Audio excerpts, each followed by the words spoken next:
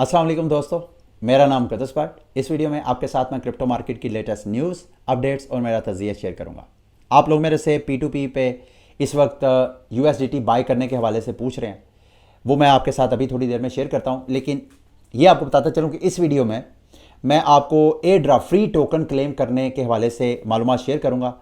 आपने air drop farming नहीं करनी, बल्कि अगर आप इथीरियम उसके इकोसिस्टम के ऊपर जितनी चेन्स हैं जैसे आर्बिट्रम, बेस या जितने उसके इकोसिस्टम में L2 चेन्स में जितना, अगर तो आप अपने पर्सनल वॉलेट के ज़रिए इथीरियम और उसके इकोसिस्टम, बल्कि जितने EVM चेन्स हैं, अगर आपने अपने उस पर्सनल वॉलेट से तमाम EVM चेन के ऊपर कोई एक्टिविटीज़ की हैं तो आप वो फ्री टोकन क्लेम कर सकते हैं। वो वीडियो में आगे जाकर मैं आपके साथ शेयर करूंगा। मार्केट की कुछ और मेजर डेवलपमेंट्स हुई हैं वो आपके साथ शेयर करूंगा। लेकिन सबसे पहले USDT की प्राइस, अगर आप सेंट्रलाइज प्लेटफॉर्म जैसे बाइनांस, OKX, KuCoin यहाँ पे देखें तो जो डॉलर की प्राइस है वो 300 से नीचे जाती हुई आपको नज़र आ रही है। और मैंने पिछले दिनों आपको कहा था कि अगर 300 से नीचे जाए तो आप बाय कर सकते हैं।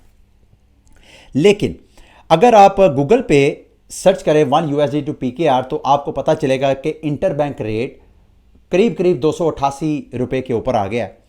और अब अभी भी यानी इंटरबैंक रेट और ओपन मार्केट में जो USDT यानी डॉलर का रेट है उसमें अभी भी 10-12 रुपये का आपको फ़र्क नज़र आ रहा है। अच्छा, अब इस सिचुएशन में क्या आपको USDT बाय करके रख लेना चाहिए? मैं खुद अपनी ओपिनियन शेयर करने के बजाय मैं आपको बैंक ऑफ पंजाब के जो प्रेसिडेंट है उनका मैं इंटरव्यू सुन रहा था।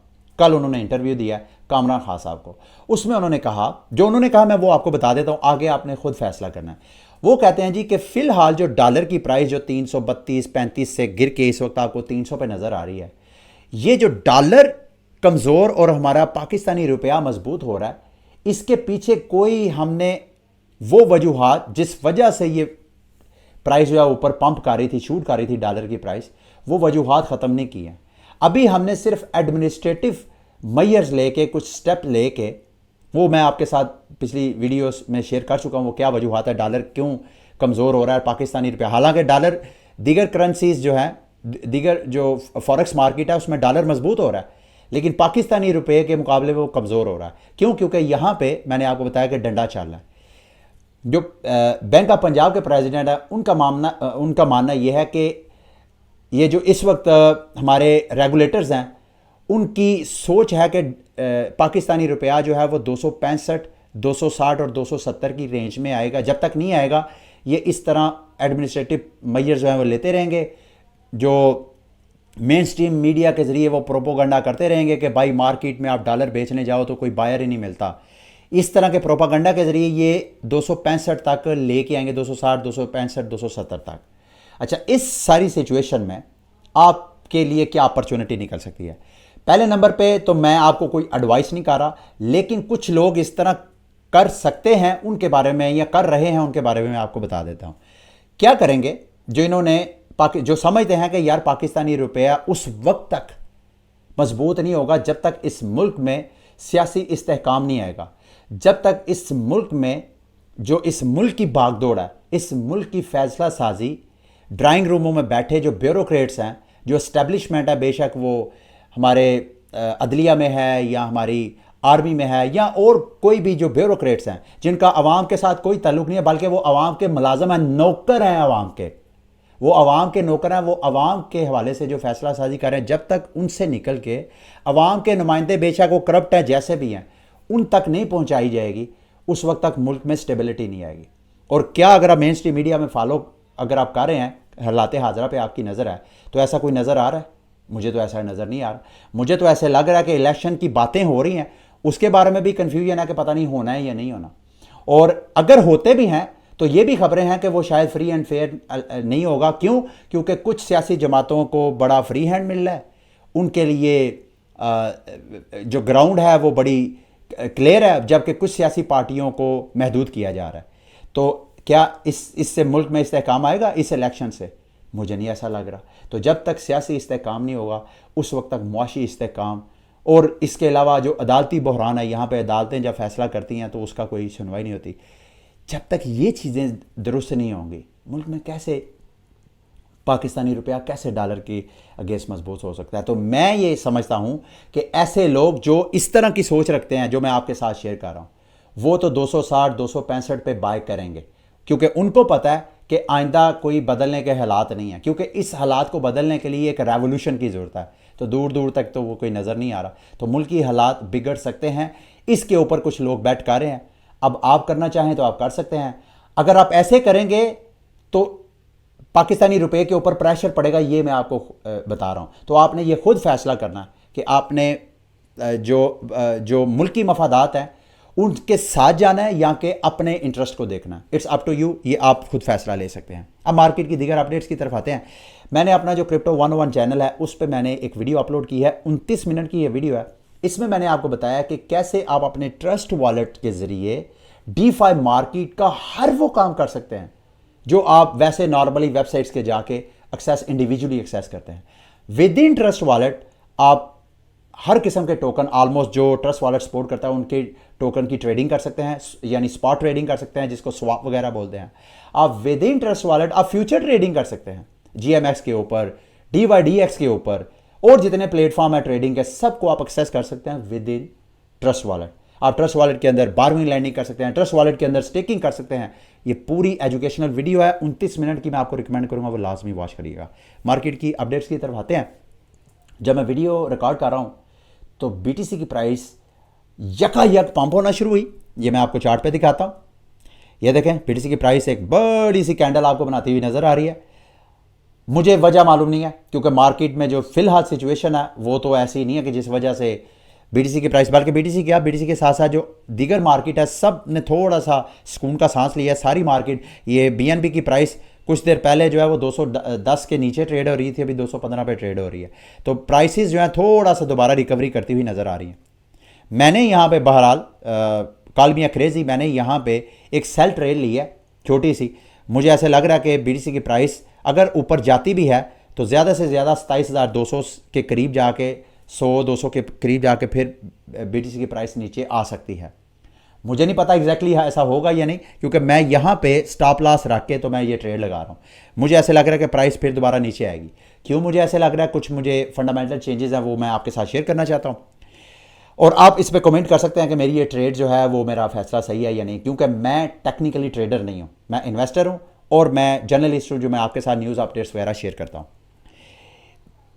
मार्केट की अपडेट्स की तरफ आते हैं। Franklin Templeton, US financial giant जिसके पास 1.5 ट्रिलियन का एसेट्स हैं, सरमाया है, उन्होंने भी बिटकॉइन की स्पॉट ETF की एप्लीकेशन दे दी है। इसके साथ अगली एक इंटरेस्टिंग एप्लीकेशन, एक अपडेट ये है कि US कांग्रेसमैन जो लॉ मेकर्स हैं, उनमें से चंद एक लॉ मेकर्स हैं जो कि बाई पार्टीसन कहा जाता है कि अमेरिका की दोनों जो बड़ी पार्टीज हैं, डेमोक्रेट्स और रिपब्लिकन्स, दोनों के कांग्रेसमैन ने गैरी गैंसलर को लेटर लिखा है और उसे कहा है कि इमीडिएटली बिटकॉइन के स्पॉट ETF को अप्रूव करो, कि ये दो रवैया आपका कि बिटकॉइन का फ्यूचर ETF आपने अप्रूव कर दिया और जो जेन्युइन स्पॉट में रियल जो ट्रेड है उस ट्रेड के ऊपर आप पेंडिंग पे पेंडिंग और रिजेक्ट करते जा रहे हैं एप्लीकेशन। वजह क्या है, इसको अप्रूव करो, फौरन अप्रूव करो। अच्छा, ये मैं आपको स्टार्ट में वो बताया था कि ये नौकर हैं जो हमारी किस्मतों का फैसला करते हैं। बदकिस्मती ये है कि हमारे मुल्क में जो ब्यूरोक्रेट्स हैं उनके नौकर होते हैं। हमारे यहाँ ये जो सरकारी मुलाजमीन हैं, इस सिस्टम ऐसा है कि वो नौकर रखते हैं और अवाम भी उनकी नज़र में वो कीड़े मकोड़े हैं। वेस्टर्न वर्ल्ड में ऐसा नहीं होता। वहाँ पे ये जो ब्यूरोक्रेट्स हैं ये नौकर हैं, असल जिसको बोलते हैं ये नौकर हैं, खिदमतगार हैं। अगर आपने नौकरी करनी है, गुलामी करनी है अवाम की, अवाम के अंदर अपनी विल को सरेंडर करना है तो आप नौकरी में, अदरवाइज आप फारग हैं। आप प्राइवेट, आप किसी भी शोबे में आपकी एक्सपर्टीज़ हैं तो आप प्राइवेट जाके नौकरी करें। अगर आपने पब्लिक सेक्टर में आना है तो अवाम की मंशा के मुताबिक चलना।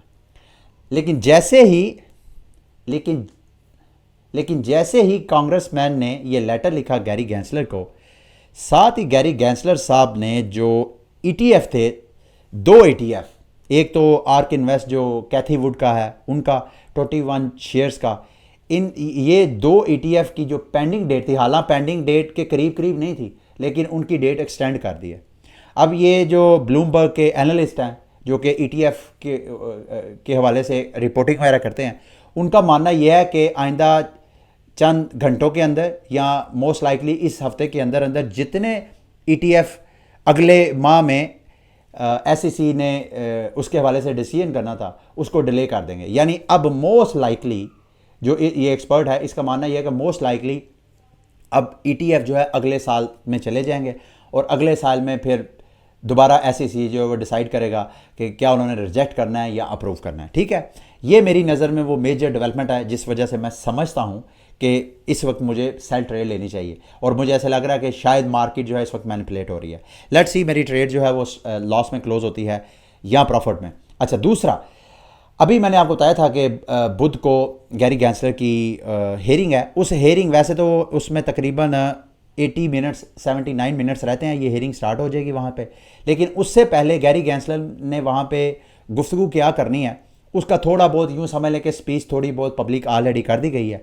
उसमें गैरी गैंसलर यही कहेगा जी कि जो SEC के हवाले से लॉज हैं वो लॉज ये कहते हैं कि क्रिप्टो करेंसी मार्केट जो है इसमें मोस्टली क्रिप्टो करेंसीज जो हैं वो सारी हमारे जो अम्ब्रेला है उसके अंदर आती है, हमारी डोमेन के अंदर आती हैं और हम ही उनको रेगुलेट करेंगे। तो कोई भी अगर क्रिप्टो करेंसी ये जो सारे प्लेटफॉर्म है इन सारे प्लेटफॉर्म को एज अ सिक्योरिटी अपने आप को डिक्लेयर करके काम करना चाहिए।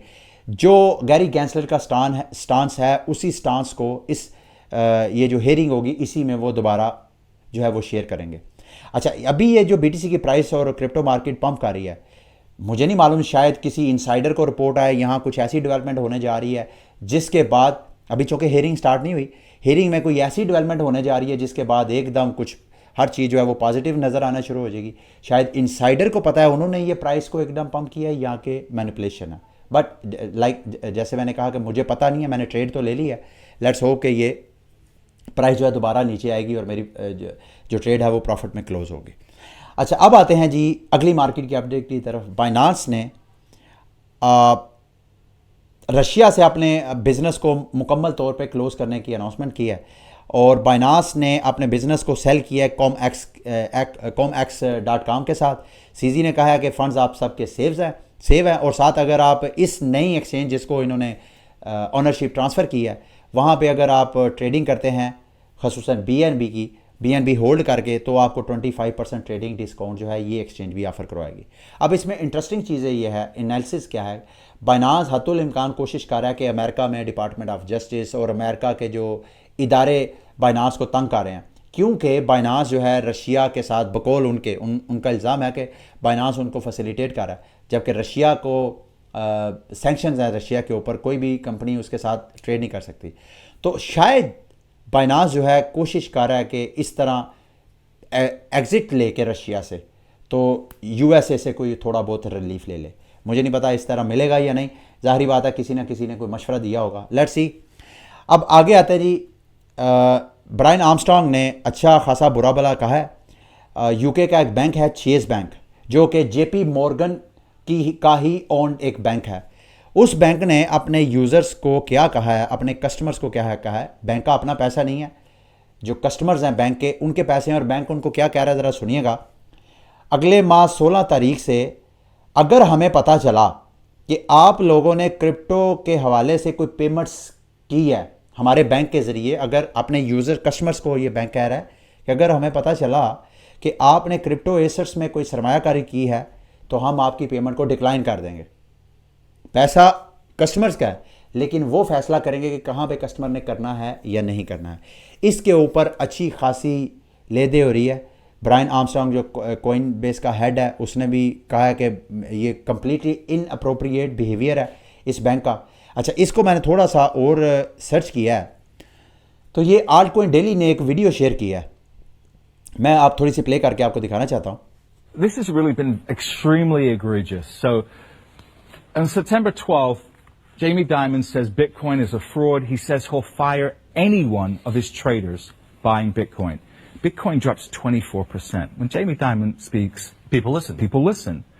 So that weekend, we found out that the largest buyer of a Bitcoin fund that in Europe. अच्छा, इस वीडियो में एक्चुअली बताया क्या जा रहा है कि JP मॉर्गन ने सन 2017 में भी इसके हेड ने इसी तरह की कुछ स्टेटमेंट दी थी और उसके बाद बिटकॉइन जो है 24% डंप हुआ था और उसके डंप होने के बाद जेपी मॉर्गन या इससे रिलेटेड जो बैंक्स हैं उन्होंने मार्केट से स्पॉट में बिटकॉइन जो है वो ख़रीदा था।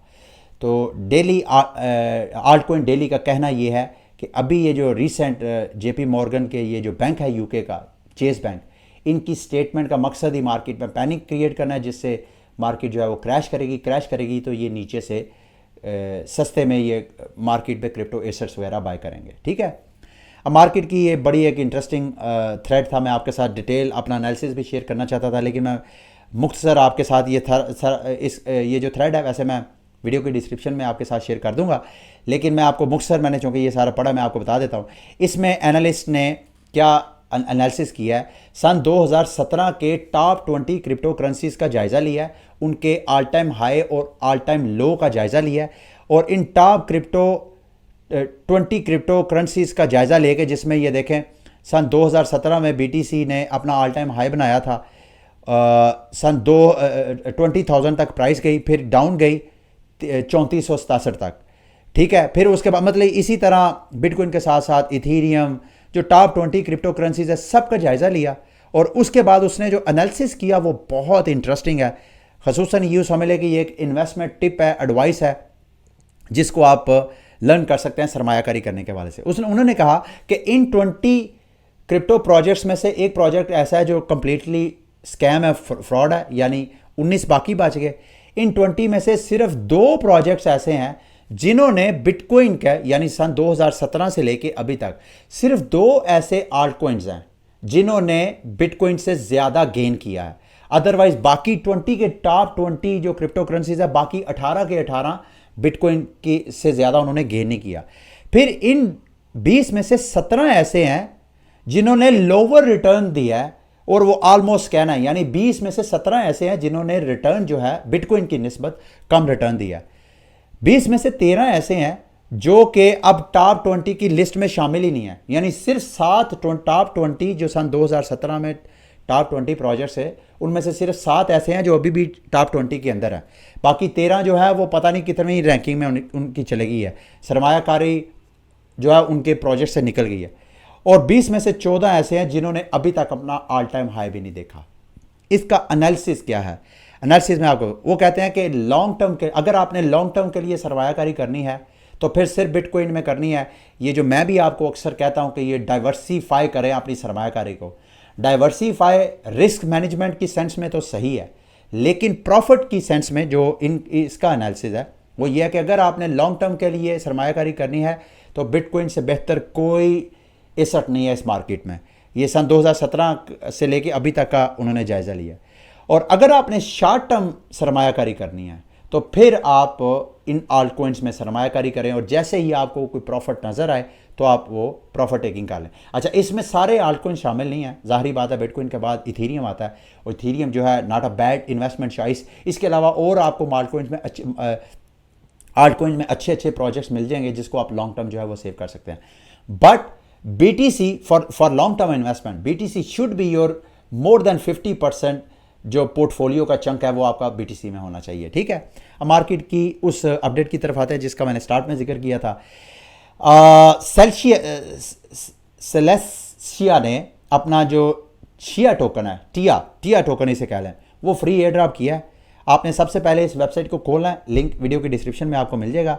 चेक टिया एलिजिबिलिटी, आपने उसके बाद इसको क्लिक करना है। मैंने इथीरियम चूँकि मेरा मेटामास्क के साथ है तो इसको मैं मेटामास्क के साथ कनेक्ट करूँगा। यहाँ पे रैबी वॉलेट के साथ मैं इसको कनेक्ट करूँगा, यहाँ पे साइन इन करूँगा, और उसके बाद नेक्स्ट ये मुझे बताएगा कि क्या मैं एलिजिबल हूँ या नहीं फ्री टोकन क्लेम करने के लिए।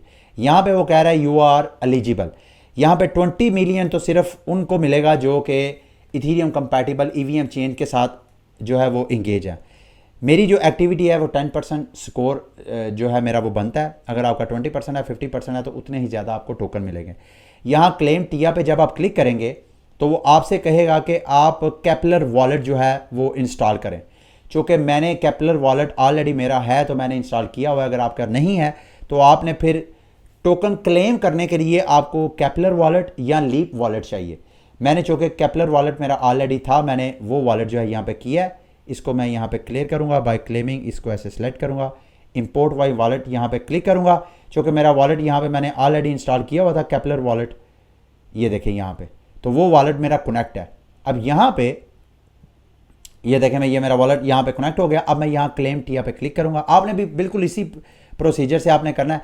अब ये टोकन, मुझे जो टोकन मिले हैं 90.74 ये टोकन मिले हैं, ठीक है। आप इस तरह फ्री टोकन जो है वो क्लेम कर सकते हैं। अब और इसको टोटल 20 दिन है, ये 20 दिनों के अंदर अंदर आप ये टोकन क्लेम कर सकते हैं। अब मार्केट की कुछ रैंडम न्यूज़ अपडेट्स की तरफ आते हैं। कर्व के फाउंडर माइकल इगोरोफ, जिनकी वजह से पिछले दिनों मार्केट में बड़ा पैनिक था कि उनका जो, अगर उन्होंने जो मार्केट में उधार देना, डेट देना, उससे ना सिर्फ जो कर्व फाइनेंस है उसके उस प्रोटोकॉल के कोलैप्स होने का खतरा था, बल्कि उसका पूरी मार्केट पे इम्पैक्ट होना था। खबरें हैं कि उन्होंने जो आवे का अपना डेट था, जो उधार था, वो तो 100% कवर कर दिया है, लेकिन अभी भी उन्होंने जो टोटल पे करना है, स्टिल 42.7 मिलियन इन्होंने डेट जो है कर्जा अभी भी वो पे करना है। यानी 100% इस साइड से कोई रिलैक्सेशन नहीं है। जब तक ये लोन भी पे नहीं होता उस वक्त तक जो है ये मार्केट में एक तरह की टेंशन ही है, मैं तो ये कहूँगा, ठीक है। अब हांगकांग के हवाले से एक बड़ी इंटरेस्टिंग अपडेट है कि वहाँ पे जो टोकनाइजेशन रियल वर्ल्ड एसेट की जो मैं पिछले चंद दिनों से आपके साथ गुफ्तगू करता आ रहा हूँ, उसके हवाले से हांगकांग जो है अपनी गाइडेंस और रूल्स एंड रेगुलेशंस बनाना चाह रहे हैं। अगर ये हांगकांग बनाएगा तो ओबियसली दीगर मार्केट्स भी उसको फॉलो करेंगी। ये मेरी नज़र में एक इंटरेस्टिंग डेवलपमेंट थी। दूसरा, चाइना ने जो अभी इनकी जो प्रॉपर्टी जायंट एवरग्रांडे का जो सीईओ है, जो चेयरमैन है सॉरी, उसको इन्होंने अरेस्ट किया है। वो बिलियनर है, अब अरेस्ट किया, ज़ाहिरी बात है ये एवरग्रांडे जो है वो बैंकरप्ट हो गई है, तो ज़ाहिरी बात है कोई करप्शन के एलिमेंट होंगे, कोई करप्शन का पता चला होगा चाइनीज़ गवर्नमेंट को, तो इनको इन्होंने अरेस्ट किया है। ये भी मेरी नज़र में एक मार्केट की बड़ी डेवलपमेंट है। अगली डेवलपमेंट है जी, बिटकॉइन के माइनर है मैराथन के हवाले से रिपोर्ट किया जा रहा है कि उन्होंने बिटकॉइन की ब्लॉकचेन में इनवैलिड ब्लॉक्स ऐड किए हैं। अब इंटरेस्टिंग चीज़ देखें, bitcoin marathon one of the, यूँ समझ लें कि जो टॉप माइनिंग फर्म्स हैं उनमें इसका शुमार होता है। बेशक ये टॉप है, इन्होंने इनवैलिड ब्लॉक ऐड किए हैं।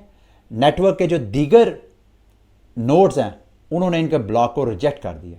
उन्होंने कहा जी कि आपके जो ट्रांजैक्शन ऑर्डरिंग इशू है आपके ब्लॉक्स में वो सही नहीं है, तो उन्होंने, अब ज़ाहिरी बात है जितने नोड्स हैं उन पे कंसेंसस होगा और मोर देन 51% इनके माइंड किए हुए ब्लॉक को रिजेक्ट करके जो दूसरे ब्लॉक्स को एक्सेप्ट कर लेंगे।